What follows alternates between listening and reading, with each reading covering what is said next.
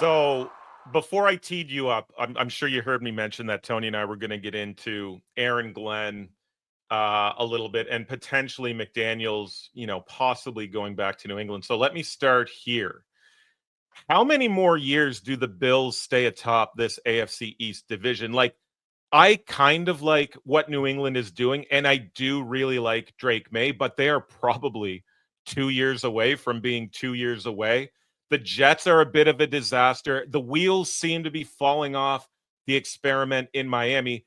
The Bills were what, some 5 games ahead in the East. How much longer do your Buffalo Bills have control of this AFC East? I really need to see something significant until I'm willing to say that the Bills are going to lose the stranglehold that they currently have on the East. If it was going to happen, it was going to happen not this past season, but the season before that. The Miami Dolphins had a 3-game lead going into December and blew it. And I'm sure everybody remembers it came down to the final game of the regular season, that Sunday Night Football game. The Bills beat them to win the division when there was a point in time where they had a 0.1% chance to get a top 2 seed. Last year was the year to do it. Then, of course, going into this year, all the experts had the Bills finishing in third place behind the Jets and the Dolphins. We know how that went. The Bills had this thing locked up before going into the month of December. So I'm looking at it currently. As long as Josh Allen's the quarterback of these Buffalo Bills, I have a real tough time thinking that they're going to relinquish that top spot. And you just said it. I mean, the Patriots right now, to me, you could argue, in terms of moving forward, going into the future, they might be set up better to do that than both Miami and the Jets. Aaron Glenn, that hire to me, it's just the same path they've been going down for the longest time, a defensive-oriented head coach. It just kind of seems like it's a repeat of what they've consistently done over time here. You got to think Aaron Rodgers' future will hang in the balance, and that might determine what you think about them going into next year. But then the Dolphins, I mean, this is the best Dolphins team that they've had in some time, and they just cannot find a way to win a big game, certainly against Buffalo. They own them. So right now, I have no reason to believe that the Bills are going to take a step back. I don't have any reason to believe the other teams, other than New England, but you said it's going to take some time, are going to take a step forward. So for the foreseeable future, it's Buffalo's division.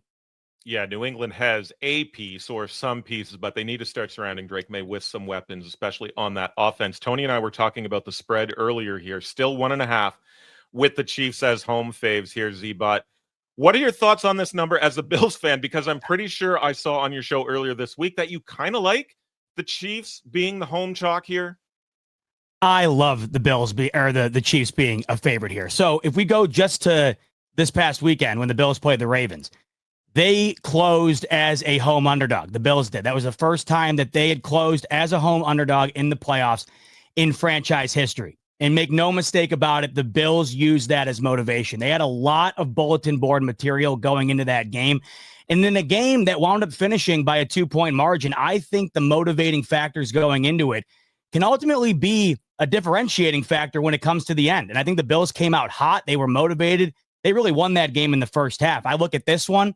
We know the Chiefs love self-manufactured bulletin board material. We go back to the Burrowhead situation. The mayor for Cincinnati got involved. They used that.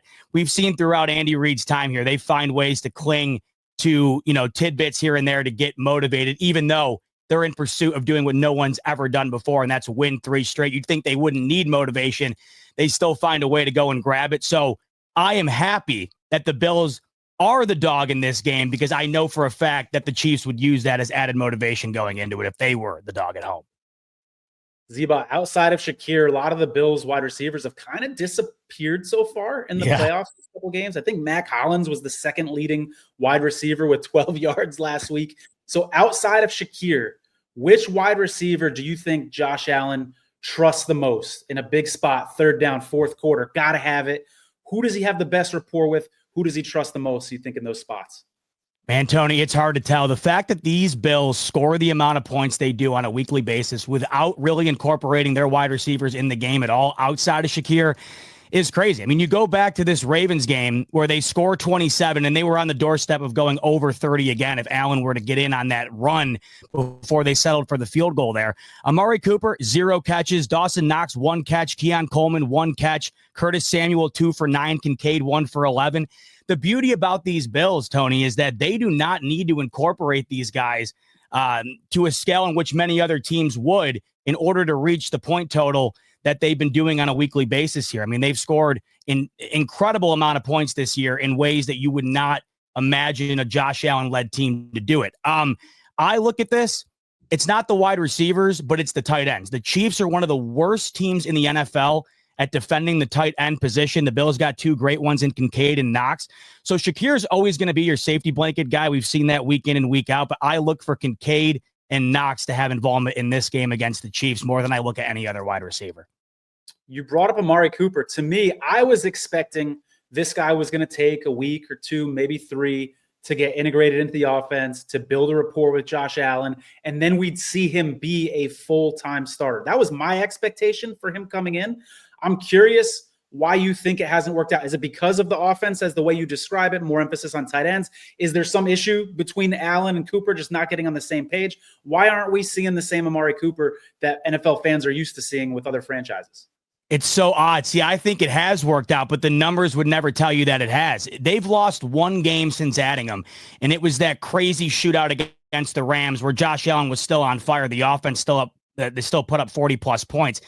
He was the decoy that they needed. When they lost both Diggs and Davis, they just did not have anybody else that the other team was threatened by. You had a rookie in Keon Coleman leading the way, and then Shakir's your intermediate guy. There was no deep threat. There was no guy that we had to focus in on to take away in order to then, make our focus onto the run game, Josh Allen in particular. So it's not that he hasn't been effective. I think that he has, but a lot of people are asking the same question you are, Tony, and it's where is the numbers? The interesting thing is that nobody, even it's not just Coleman or it's not just Cooper, nobody is putting up numbers for this Bills offense in terms of the wide receiver room. So the Chiefs are doing something quite similar with DeAndre Hopkins. His numbers haven't been crazy either since they've added him. These two teams are insanely similar. That one aspect of it could be another similarity between these two where you add a veteran wide receiver, a household name that's been terrific throughout their career, and you're expecting them, right, with these two quarterbacks to go up and down the field with them, and they haven't. But both teams have been winning games consistently since they've added them. Everyone's waiting, though, Tony, for that breakout Cooper game. I will say that one of the biggest moment, I would argue, since he's become a Buffalo Bill was early in the game against the Chiefs. The first time they played, it was third down. Allen hit him down the sideline, one-handed catch that led to a touchdown, and every point counts against the Chiefs. So hopefully we see more out of them this upcoming Sunday, but I can't argue with what they've been doing because they've been scoring right around 30 each and every week here. I want to shout out Francesco Greco. Francesco, what's up? I have not seen you in the chat in a minute. Regards from Italy. Let me ask you this, and Tony, I know this was your question, but I'm going to step on your toes here. You talked about that previous meeting, Z-Bot. The Bills beat the Chiefs 30-21 in Week 11. They did this without Keon Coleman, without Dalton Kincaid, without Spencer Brown on offense, Matt Milano on defense, knowing that, and with those four pieces probably factoring in on Sunday, that's got to make you feel pretty good ahead of this game. It has to, especially when you look at this past Ravens game. When we go back to when they played the Ravens in Week 4, the Bills were without Teron Johnson. They were without Matt Milano, Terrell Bernard. And I had a ton of Ravens fans telling me, I looked at their PFF grades. What's it matter if they're in there or they're not in there? We saw what the difference in that game was on Sunday. It was the Bills defense, including Terrell Bernard making that massive strip on Mark Andrews that really solidified the game for the Buffalo Bills. So, yeah, you have to feel a lot better about that. The key here, though, in this one, you go back to that matchup. The Bills scored 30 points against the Chiefs. That was the first time an opponent had scored 28-plus points against the Chiefs since 2022. That streak lasted 38 games. That streak has been rekindled ever since that Bills game if you eliminate the 38-0 game where the Chiefs played their B squad against the Broncos. So the key in this one is to be able to score 28-plus points. The Bills were the only team to do it against the Chiefs this year. What do you know? They were the only team to beat them legitimately this year. So having those pieces back certainly adds to that. And if you go and look at their matchups, by the way, in the last three previous playoff matchups, the Bills have not scored more than 24, other than the one game in the 13-second game. Of course, the Chiefs scored 42. You mentioned the pieces the Bills were missing on defense. The theme here in all these games, the Chiefs have scored 27 plus in each and every one of them, including 38 and 42 points. So the more help you have on defense, the better. It really feels to me that in this game, the team that can reach 27 points is probably going to be the team that wins it in the end. Josh Allen has been deservedly the talk of this team, the headline maker for this team. Some of the cleanest quarterback play we've ever seen. But who, in your opinion, has sort of been maybe an unsung hero of this very good, very exciting Bills season and playoff run? Who's the guy that maybe the average NFL fan, non-Bills guy out there may not be aware of? Well, I think in terms of just overall morale and a guy that you want on your side would be Mac Hollins. It's not just the numbers, but what he does off ball. He's one of those rare wide receivers. If you watch any given play, he's laying a guy out. And whenever he does touch the ball, he's up in another guy's face, letting them know about it. In terms of a high character guy that you want on your squad, kind of motivating the team, it would be him. But of course, Allen's going to get all the attention. People forget that James Cook is now coming off 2 consecutive 1,000-yard years. The Bills did not have a 1,000-yard rusher since Shady McCoy until James Cook came along. Also, top of the league in touchdowns scored. So it's kind of like with Lamar Jackson and the Ravens. People forget because of how great Lamar was. Derrick Henry almost touched down on 2,000 yards this year. The Mahomes, the Allen, the Lamar factor, you forget other guys. James Cook's been one of the best running backs in this league, not only based on the numbers, but based on just watching these Bills. And the key to all of that, fellas, is the offensive line. I think the Bills have the most underrated offensive line in the league. You could argue maybe the best in the AFC. When all three of those things are clicking, Allen, Cook, and that line, this Bills offense is almost impossible to stop. So let me ask you this, and maybe it was foreshadowed a little bit when you were mentioning the tight ends, but from a player prop betting perspective, like, okay, we know Josh Allen is going to be a big factor on Sunday. We know he'll get his. I am personally on James Cook on anytime touchdown score bets this weekend, but who is the guy on this Bills team that might be worth a sprinkle in prop markets, whether it's anytime TDs, maybe it's tackles and assists, maybe to get a pick, anything you like in prop markets for this game for your Bills? So 2 that I'd love to sprinkle in terms of an anytime touchdown bet, because those are always fun. Either Knox or Kincaid. Like I mentioned earlier, I think the tight ends get involved in this game. I'd sprinkle a little bit there, but there's one player prop that I absolutely love. And I know it might seem a little chalky because it does go back to Josh Allen. But when Josh Allen plays the Chiefs, they unleash Josh Allen's legs. I was actually shocked that he didn't run as much as I anticipated against the Ravens, but the last matchup, 12 carries for 55 yards. This is the AFC Championship. They are going to make Allen do whatever he has to do in order to win it, and he's going to be ready to answer that call at any given time. Every time they play the Chiefs, it just feels like Allen turns into not only an elite passer, but you really see that other element of his game that everybody knows him to being exceptional at, and that's running the football. So I would take a stab at the over rush yards with Josh Allen, maybe even a ladder or two if you want to get in sprinkling on higher odd bets, because this is the game. Not only does he always run it against the Chiefs, but he runs it in the moments that are the most critical, and it does not get more critical than the Super Bowl being on the line. Yeah, you mentioned 12 carries, 55 yards, and a touchdown in that Week 11 game through the air, 27 of 40, 262 yards, lit him up. I'm curious, though, as a Bills guy, how concerned are you that Steve Spagnuolo is on the other side? As a 49er fan, he's been the kryptonite. He has, I would say, I don't want to say single-handedly, but he has been the main reason, in my opinion, the 49ers don't have 2 extra Super Bowl rings. One of the best halftime adjustment coaches in the league, period. Knowing that the Bills rely so heavily on Josh Allen, and he's such a huge part of that offense, do you worry that he can scheme something up?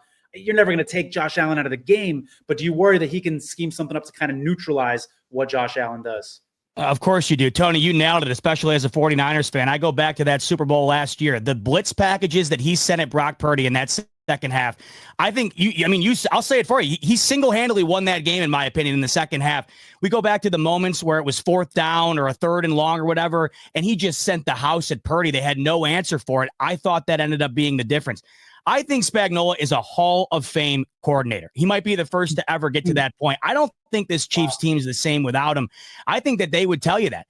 Josh Allen, however, the record might reflect it, but he has been unbelievable versus the Chiefs in any capacity, regular season or playoffs. In fact, his record 0-3 in the playoffs, his stats are better than that of the regular season against the Chiefs, where he's 4-1. I mean, he averages 3 more points per game. He averages nearly 50 more yards per game offensively, and he's got 9 total touchdowns to 1 turnover in the playoffs. So Spagnuolo, you certainly worry about him, but it's crazy. You would never think, based on Allen's numbers, that they have not won one of these playoff games against him. Spagnuolo's terrific. I have more respect for him than maybe any coordinator in the league, but Allen has gotten his against him. It's really going to come down to the Bills defense making a play or two in order to flip this one towards Buffalo. One of the narratives on the other side of the football is, of course, the quote-unquote playoff version of Travis Kelce. 7 catches, $117, a touchdown against the Texans last week. Is he the biggest concern among like that collection of Patrick Mahomes targets, or do you think maybe a guy like Xavier Worthy could be the bigger problem for that Bills defense? Well, you look at Xavier Worthy now compared to where it was in the beginning of the year. They have definitely found ways to utilize him more. It felt early in the year they were trying to figure out what he was going to be for this offense. And I think you saw as time went on throughout the year, Andy Reid did a real great job of incorporating him into it. But we go back to this Texans game, fellas, and Patrick Mahomes had 177 yards. 117 of them, like you mentioned, came from Kelce, which is crazy. He was literally the entire offense, and he's not capable of moving the way he once was, yet he still had 60-plus yards after the catch. He is always going to be the primary concern. I go back to the Bills' divisional game against the Chiefs last year. The Bills were missing their entire starting linebacking core. They had to bring A.J. Klein, a guy who was retired, off the street getting ready for a vacation with his family to go and try and cover Travis Kelce, and that did not work out. All regular season going into that game, Travis had done nothing, and then in that game, he exploded. He has always been the toughest element of the Chiefs offense for this Bills to defend. But we talked about it earlier. Bernard and Milano back. That's what I think the difference is. Why I think that's so big is strictly because of Travis Kelce. If they can find a way he's always going to get his targets. He's always going to get his receptions. But if they can find a way to limit what he's done against them, what he's done against pretty much everybody in the playoffs, that gives the Bills defense the best chance to swing it in their favor, in my opinion. But he's always going to get his. He's so good at finding the crevices. I can never believe how open he is, despite how great he's been for this long. No bones about it, says Josh Allen should have a pretty clean pocket this game. KC, on the other hand, has had problems protecting Mahomes all year. Yeah, there is a couple of weak spots on that Kansas City Chiefs offensive line. That is for certain. Let me ask you this. We talked about Josh Allen. We talked about McDermott.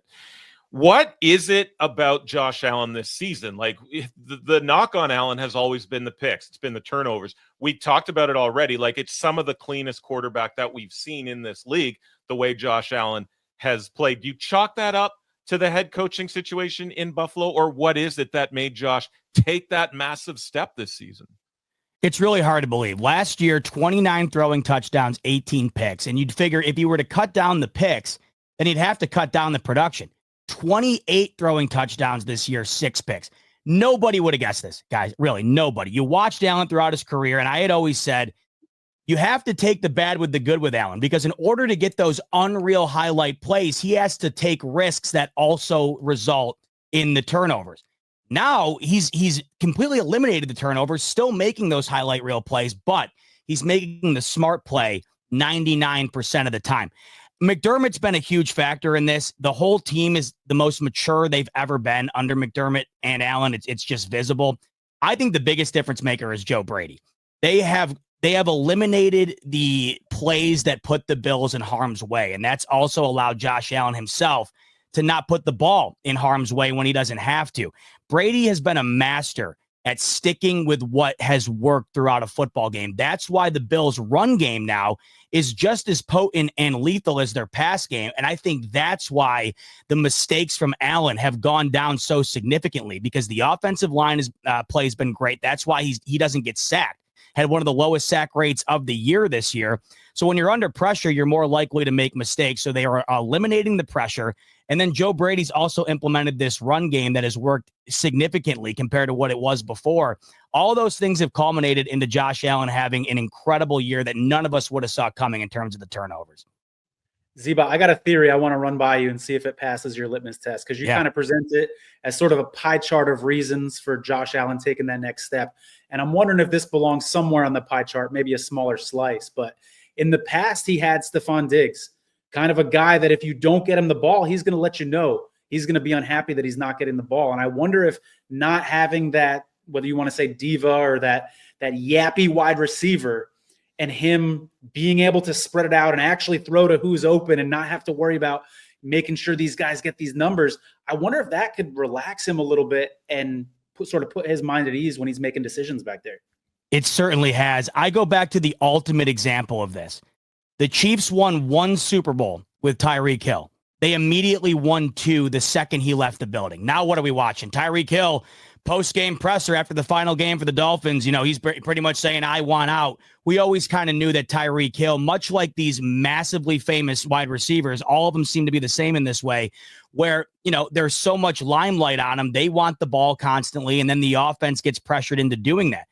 There's certainly something to be said about that, Tony. There's no way you go from having Diggs to not having Diggs and literally have every single offensive metric increase. It makes no sense.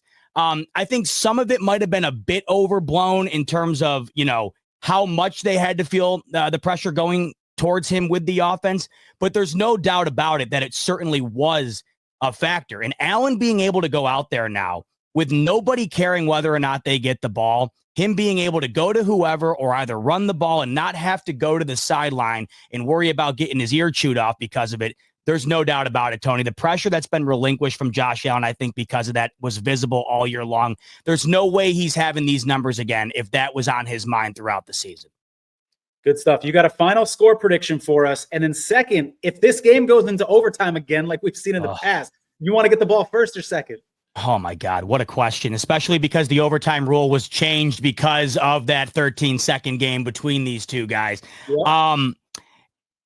I don't even know if it matters. I think that, you know what I'd love to see in this type of setting, especially with these two quarterbacks? I wish in the playoffs they'd implement the college overtime. You imagine Mahomes and Allen both getting the ball at the 20-yard line and just going back and forth. It would be unbelievable. I'd probably rather kick it just so I know what I have to do. But God, Tony, if it gets to that point, I'm probably not even thinking like that because I'm not thinking clearly at all. I'm going to be losing my mind if it goes to overtime. I got the Bills winning this one 28-25. Like I said, I think the team that gets to 27 plus wins it. I've loved what I've seen from this Bills team in terms of showing their capability of winning games that they would have lost in the past. That Ravens game, fellas, they're losing that 99 out of 100 times in previous years with McDermott and Allen. I think the growth shown by this organization in a year where nobody expected it has really shown you what they're capable of now. And what they're capable of is doing what they haven't been able to do. They know this is the ultimate task. This is what has been set in front of them since the beginning that they have not been able to get over. And if they do, I can't even begin to put into words the relief it's going to spread, not across just the fan base, but McDermott and Allen and everybody. So for that reason, I think the Bills go into this game proving to themselves they were capable of beating a team no one thought they could against Baltimore. They beat this team in a way that nobody has in multiple years here earlier in the season. I think they're feeling good. And I think that this defense just showed us against Lamar Jackson, the MVP, right, and probably the second best running back in the league. They can hold teams like that to 10 points at half, 19 going into the fourth quarter. So oddly enough, as amazing as this Chiefs team is, I just think the Bills have a little bit more this year. And I know I've said this probably every year, but something feels a little special about this fella. So give me 28-25 Bills on the road. If they do win, if the Bills do win, and I hate putting this in the air for the superstitious out there, but who from the NFC game would you rather see in the Super Bowl? And let me remind you, in that 4 Super Bowl run back in the day, it was all NFC East teams. But which of this pair would you rather see on Super Bowl Sunday? Knock on wood. Crazy that you mentioned that because it's funny how that goes. Either the storyline is a rematch against Washington or Philadelphia will complete the quad of NFC East teams the Bills have played in the Super Bowl. They're the only team in the division that they haven't played.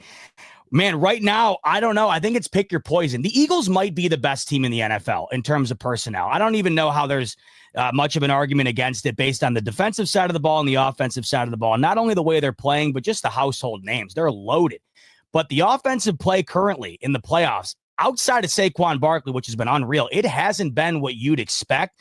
And I wonder if that will fizzle out at some point. I can't say it will because they've been terrific all year long, but I think, something to keep an eye on. Meanwhile, with Washington, what Jaden Daniels is doing right now, I can't believe it. It's unprecedented. I've never seen anything like it. And there's something to be said about a team that is playing with house money and has nothing to lose. Nobody thought these guys would be here. Jaden Daniels would be the first rookie ever to play in a Super Bowl. So I think that there is benefits and disadvantages to both. I would probably rather play Washington because their defense is not nearly as potent as Philadelphia's. If you go and look at the defensive stats right now within the first two rounds, the wild card and the divisional, the Washington Commanders are the only team of the remaining four that are not in the top four in the majority of those categories. I think the Bills can score points on anybody, but I'd much rather go up against that defense than a defense in Philadelphia that has just been one of the best in the league so far. Plus,